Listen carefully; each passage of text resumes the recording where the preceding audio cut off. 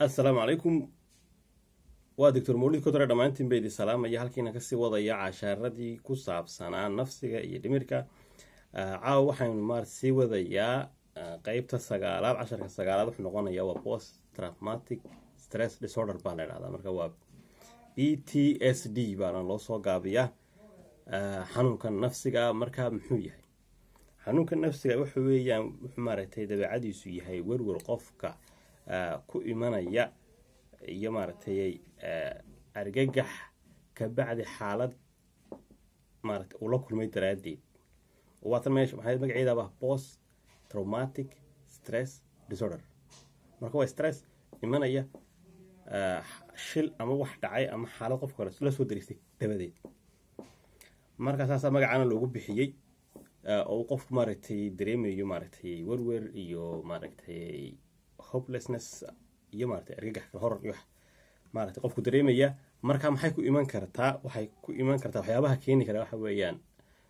traumatic events ba keeni kara oo qofka in uu wax la kulmay ayaa keeni karta shil ku dhacay maaragtay nooc doon ha ahaado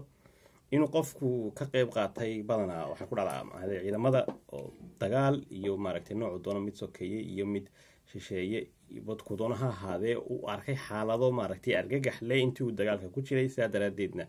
uu markuu ka soo noqdo dagaalada ama xilliga dhexdeeda ay ku dhici karto qofka mar walba markuu soo aseexa ama xilli kasta ay ku soo kici karto xaaladii oo uu dareemayo markaa badan ana maaragtay wuxuu sii joogi karaa xanuunkani muddo kooban marka ka bacdi marka qofkaas wuxuu arkay wuu ku iman kartaa laakiin bila iyo sanada ka bacdiba sidoo kalena qofka way ku iman kartaa oo qofkiiba wixii ku soo noqonaya ama isagu wuxuu sameeyay ha haato ama wuxuu arkay ha haato dhinaca kale maaragtay haddii xagga askartan ka nimaado iyaga waxa trauma wax kasta ku iman karta dumarka kale haddii gabadh la kufsaday oo kale iyada lafteedu waxa weeyaan dhaawac nafsiyan weeyaan soo gaadhaya oo marka waxay ku soo noqonaya mar walba maaragtay xaaladiiba qofka ku soo noqonaysa oo laga yaabo inay ragba ka fogaato ama hadday aragto maaragtay muudo in wixii maaragtay ku soo kacayaan xaaladii wixii dhacay waagaas argagax lahaa qof yar hadduu arko qof la dilay oo kale maaragtay hortiisa lagu dilo iyadana soo kale waa trauma noqonaysa oo qofkii mar walba wax laga yaabo isagana inuu ku soo noqoto xaaladii lagu horsameeyay qofkiisa ehelkiisa lagu hor dilo ama qof kale lagu hor dilo ama maaragtay siyaabo kaleba hawlo kulma xaalad maaragtay noocaas iyadana soo kale waa ku imanaysa waxay dhici kartaa maaragtay da kasta qofku waa ku iman kartaa oo xaaladda la kulma ka bacdina maaragtay xanuunka nafsiga uu ku iman karaa oo marka wuxuu u diidayaa chief job maaragtay uu diidayaa habeenkii xataa hurdada waxa laga yaabaa in mar walba ka salalo waxay maaragtay qofku ku iman kartaa markiiba waan san sheegay markan waxaan dhacay ka bacdi ama bila iyo sanadba ka bacdi sidoo kale waxay qofku ku keenaysaa werwer murugo ay ku keenaysaa in depression galay ku keenaysaa in qofku noqdo qof maaragtay mar walba kacsan amaba uu noqdo maaragtay qof maaragtay isbedbedelaya dareenkiisa iyo niyadiisuba waxa iyadana soo kale ku timaadaa qofka uu hadduu dilo waxa la yiraahdaa maaragtay survivor guilt baa la yiraahdaa waxa weeyaan qofku survivor guilt waxa weeye qofka oo imika kala soo dagaal ku jiray deetana askartii la socoto dhaba wada dhimatay isaga soo haray deetana wuxuu u qaadanaya inuu soo dhuxood maaragtay ka dambeeyay isaga maaragtay sida daraadeed isu eedeynaya halkaas loogu bixiyay survivor guilt iyadan waxyaabaha noocaas oo qofkaas isaga wuxuu maaragtay ka dambeeyay ayuu soo qaataa inuu maaragtay dhibaatadiisa wada ka dambeeyay waxay qofka ku keenaysaa calaamadaheeda kamid ah inuu mar walba wixii soo noqdaan oo qofkii oo kaba baxay xaaladii aan ku jirin ama dhibtii marka ay waxaanay traumada ku timi aan ku jirin ka bacdi in ay iman karto oo qofkii wixii ku soo noqonayso hurdada ku imanayso flashback ay ku imanayso qofkii isagoo iska jooga laga yaabo in wixii sidii muuqaal duuma daawanayo kale ay hor timaado isagoo xataa bulshada dhexdeeda iska dhex jooga laga yaabo qof hadday islayso in markiiba isaguna moodo in maaragtay isaga lagu soo socdo laga yaabo inuu bilaababa waxyeelo marka fikirro badan baa isagana ku soo aruurayo intrusive thoughts waxa la yiraahdaa intrusive thoughts baa imanaya waxa kaloo ay maaragtay qofkaasi calaamadihiisa kamid ah inuu qofkaasi ka fogaado meeshii waxaas kaga dhacay waxay doontaa ha ahaato qofka ha yaraado ha weynaado nin ha ahaado naga ahaado meeshii waxaan ka dareemay ama maaragtay xaaladda dhibaatadan ka dhacday wuu ka fogaanayaa meesha doontoba ha ahaato qof intuu ku sameeyey ha ahaato xaaladii adigu markaas si aanu markaa weeyaan uga fogax kale ma si aanu xaaladii kale u gelin taasina waa taas waxa iyaduna maaragtay imanaysa oo kale inuu qofku maaragtay xaaladii marka uu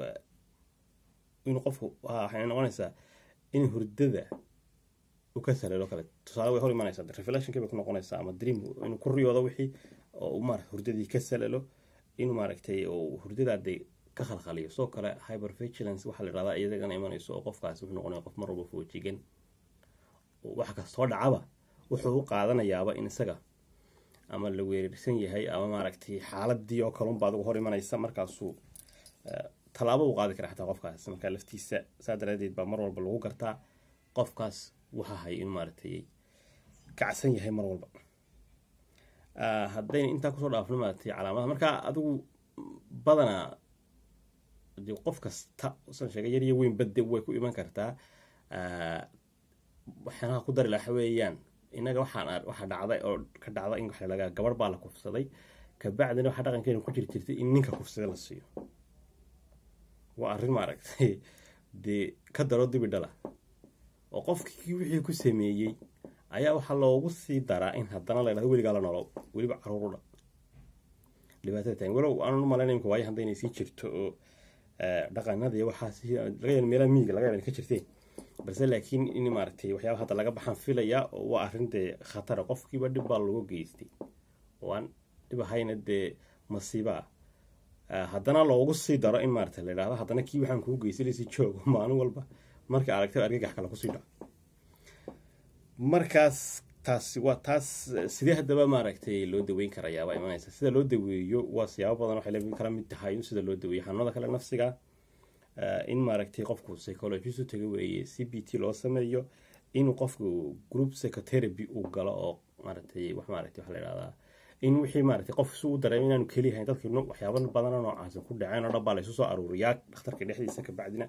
iyagii baa la yiraahdaa bal adigu xaaladaada ka horan adigu xaaladaada marka saasay maaragtay group therapy baa la yiraahdaa qofba inuu wixii ku jiray ama qalbigiisa ka guuxayay iyo naftiisa inuu soo bandhigo waxa jirta waxa la yiraahdaa EMDR baydana jirto oo ay psychologist ama therapist isticmaalaan oo la macnaa ay movement desensitization and reprocessing baa la yiraahdaa marka waxaan wax isticmaalaa iyagu baa maaragtay qofkaas haddii qofkaas uu qabo wuxuu ku ogaan doonaa waxaas waxay tahay iyo siyaabaha maaragtay loo adeegsadaba markuu psychologist-ga u tago ama therapist-ga dadka maaragtay la tacaala xaalada noocan oo kale ah dhaqaatiirtaas sidoo kale psychiatrigana dee wuu tegaya psychiatristiga oo isagana waa pharmacotherapy si ugu sameeyo waayo kuwa kale xaq uma laha inay dawo qoraan keliya psychiatristigu baa dawo u leh maxay xaq u leh inuu qoro markaa isaguna antidepressant ayuu u qorayaa qofka iyo kuwa loo yaqaano benzodiazepinska si maaragtay anxiety iyo waxyaabo noocaas oo kale iyadana ugu hortago marka halkaas aan kusoo koobayaa caawa casharkaas la yiraahdo PTSD waxaan rajeynayaa wax badan ka faa'iideen oo aad usii gudbin doontaan